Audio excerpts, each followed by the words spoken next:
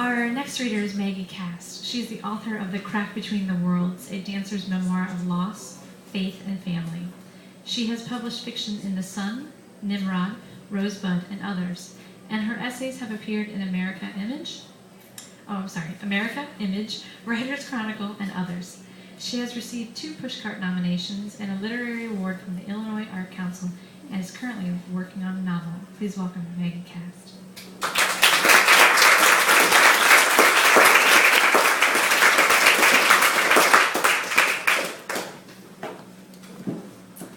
Thank you, Sarah. I'm going to be reading from a novel in progress with a character who is not married at all.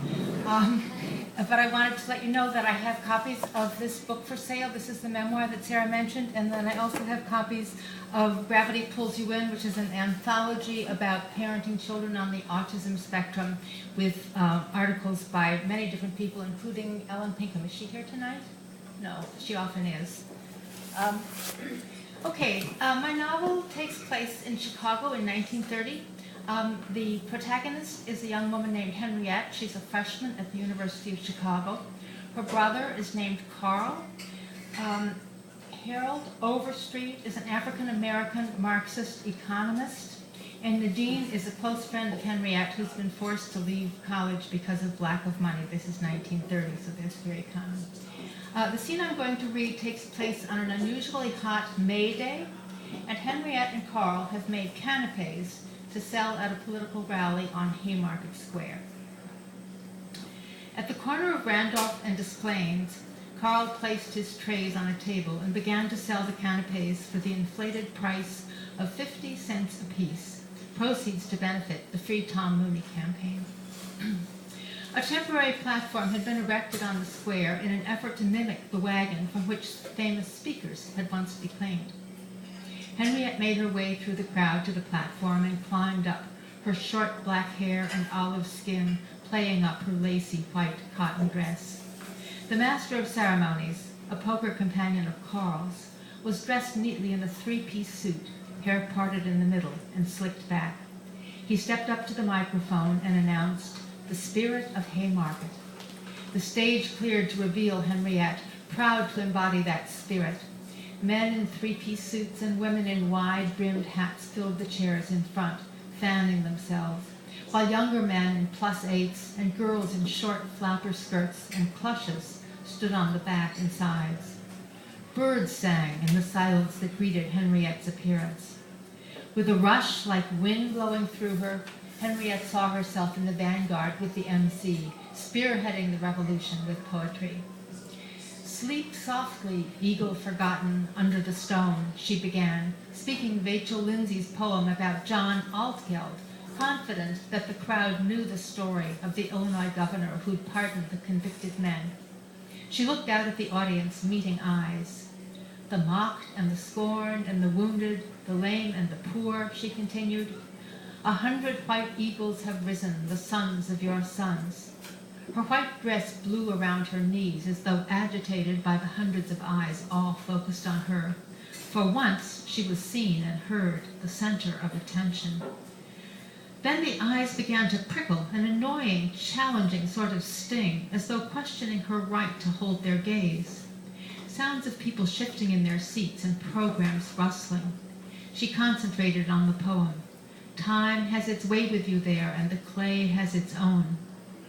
The eyes were becoming buzzing gadflies, swarming in a sea of funereal suits, dotted with harsh reflections from pomaded hair. Where were the nods of approval, the smiles of encouragement that she needed to keep going? What if the real spirits of those who condemned the Haymarket martyrs rose up to hate her, stone her, take her life? The morning's exuberance and sense of conquest drained out of her, and she looked at the MC for help. He looked back in a neutral way and waited for her to continue.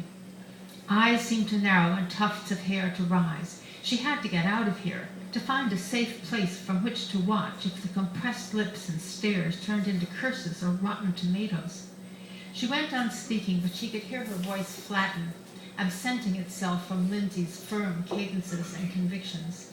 How did people do this? How did they take center stage without risking attack? She needed to get out of the crossfire, to stop occupying space, but there was no place to go. Breathing and speaking too fast, she read the last lines. Sleep on, O brave-hearted, O wise man that kindled the flame. To live in mankind is far more than to live in a name. To live in mankind is far, far. A sharp, deafening explosion sounded close by. Screams, scrambling, acrid metallic smell. She crouched, breathing in spasms.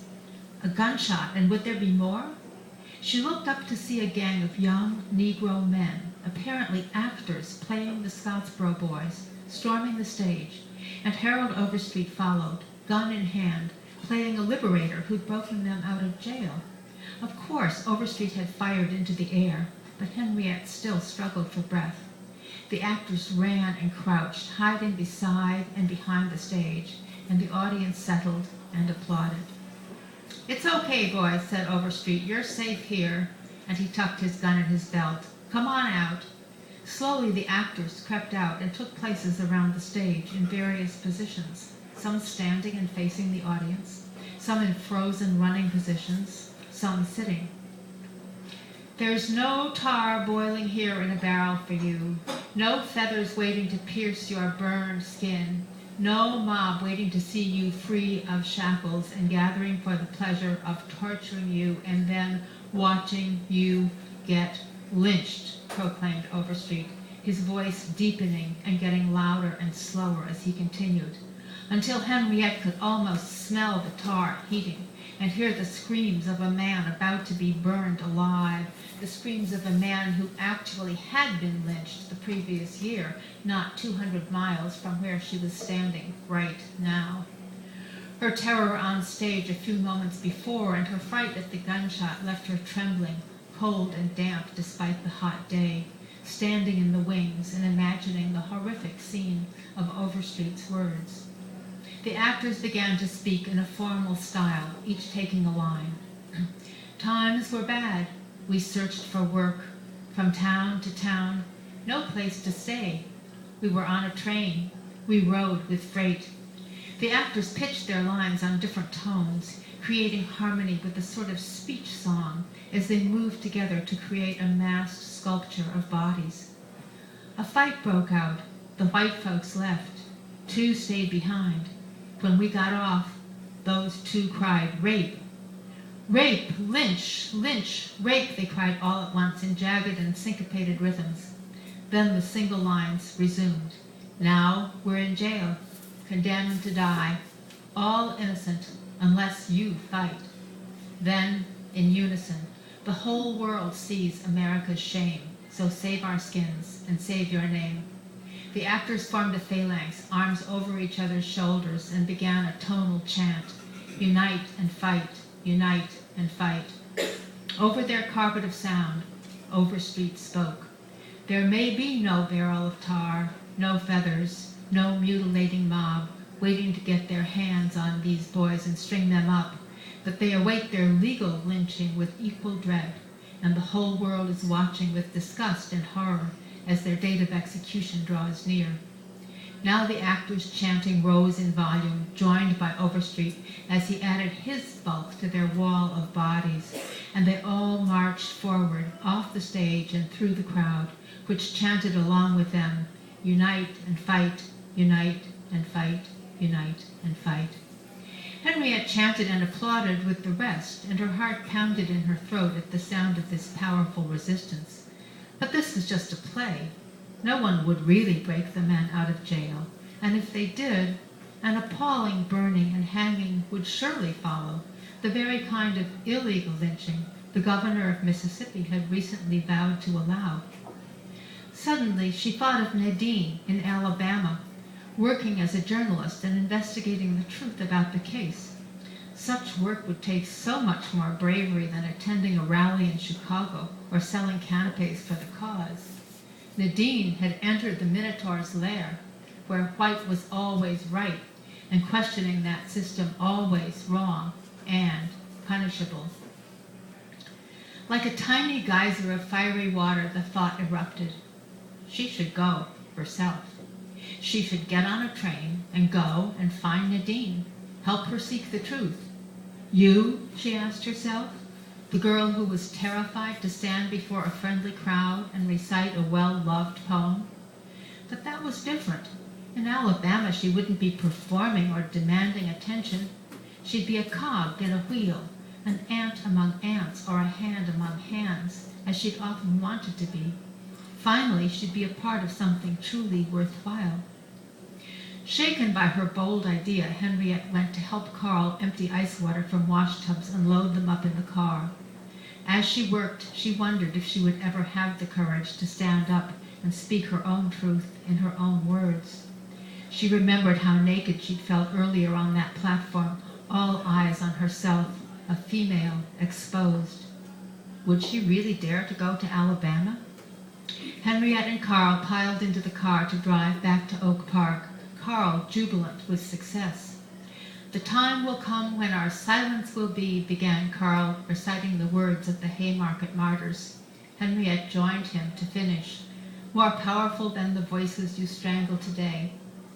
Then, like the martyrs on their way to the gallows, they began to sing their favorite anthem of true blue revolution, the one that came before Solidarity, before the Internationale, the Marseillaise. Henriette's alto joined Carl's bass, and their voices rose, summoning the children of the fatherland to greet the day of glory. Like Lindsay's, these were words that became acts and leveled mountains. What if all Henriette's quirky words joined forces with her wildest wishes to embrace, undermine, or overturn? She imagined herself opening, and all her inner thoughts and fears spilling out in a day of revelation, formed into something beautiful and useful by her cadences, but still elemental and raw. There'd be a price to pay, for sure, but she wouldn't be alone. She joined the chorus of all who'd sung this song for over a century, and together they could pay whatever it cost.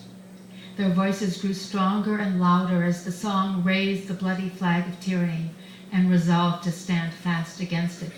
Throwing back their heads, they sang the call to arms at the top of their lungs. "Aux armes, citoyens, marchons, marchons."